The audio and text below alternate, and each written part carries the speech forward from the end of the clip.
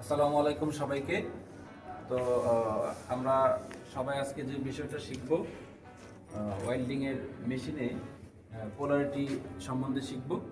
Polarity আমরা এর আগে পড়ছিলাম যে পোলারিটি হচ্ছে বিদ্যুৎ প্রবাহের দিককেই পোলারিটি, তাই না?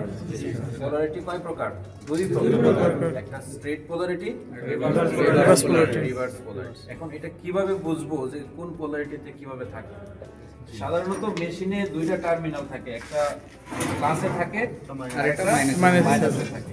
তো এখানে কোনটা প্লাসে আছে? যদি ইলেকট্রোড হোল্ডার, এটাকে কি বলে?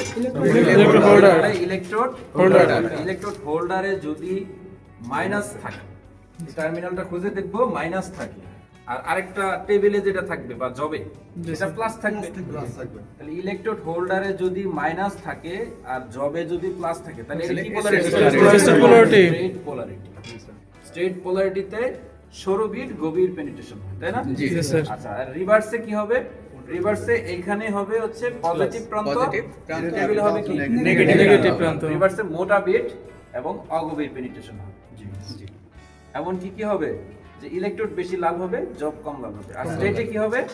ইলেকট্রোড কম লাল হবে, জব বেশি লাল হবে। তো আমরা আজকে যেটা জানলাম, পোলারিটি দুই প্রকার।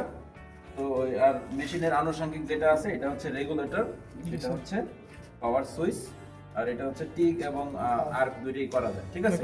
তো এই হচ্ছে আমাদের প্রয়োজনীয় সেটআপ। তো আমরা আগামী দিন অন্য কিছু শিখব।